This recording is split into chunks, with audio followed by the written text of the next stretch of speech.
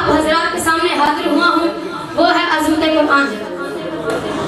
سامعین محترم، قرآن مجید ایک ایسی کتاب ہے جسے دیکھنا ثواب، ہاتھ لگانا ثواب، چومنا ثواب، سننا ثواب، پڑھنا ثواب، پڑھانا ثواب. قرآن مجید کے بارے میں اللہ تعالیٰ کے پیارے پیغمبر نے ارشاد فرمایا قرآن مجید کے ہر ایک حرف کے بدلے 10 نیکیاں ملیں گی. جیسے ہم پڑھے الف لام میم بظاہر یہ ایک کلمہ ہے، چونکہ اس میں 3 حرف ہے، الف لام میم 3 حرف کے بدلے 30 نیکیاں ملیں گی. سامعین محترم توجہ کیجیے گا، قرآن مجید سے پہلے جو کتابیں جو صحیفے نازل ہوئے ان میں کفار اور مشرکین کے رد بدل کر دیا گیا.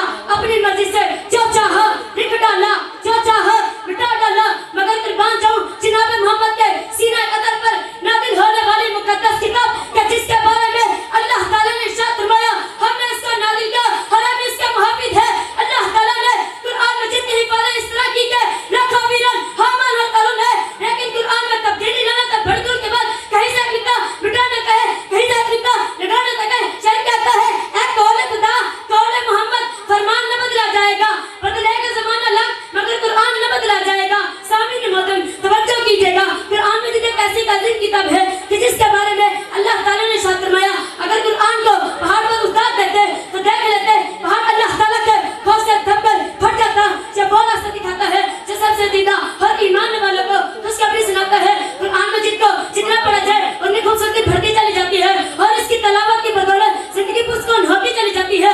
سامعین محترم توجہ کیجیے گا، قرآن مجید ایک ایسی عظیم کتاب ہے جو اس کے ساتھ جڑ گیا وہ دن بن گیا.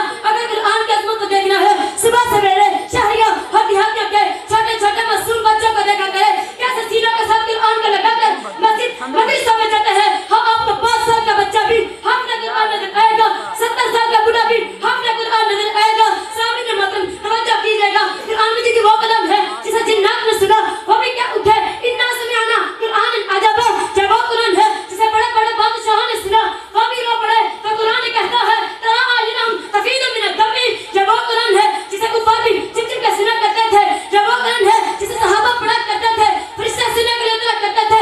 سامعین محترم توجہ کیجیے گا، قیامت کے روز ایک آواز لگے گی این جیرانی، کہاں ہے میرے پڑوسی. تب پوچھا جائے گا کہ اللہ کون ہے جنہیں آپ کے پڑوس کے سر پہ ملا، تو جواب آئے گا این قراء القرآن و عمار المساجد، کہاں ہے قرآن پڑھنے والے اور کہاں ہے مساجد کا بات کرنے والے. بس میں اتنا ہی کہنا چاہوں گا وہ معزز ہے زمانے میں ہم انہیں قرآن ہو کر، وہ معزز ہے زمانے میں ہم انہیں قرآن ہو کر، ہم ذلیل و خوار ہوئے تاکہ قرآن ہو کر وما علینا الا البلاغ المبین.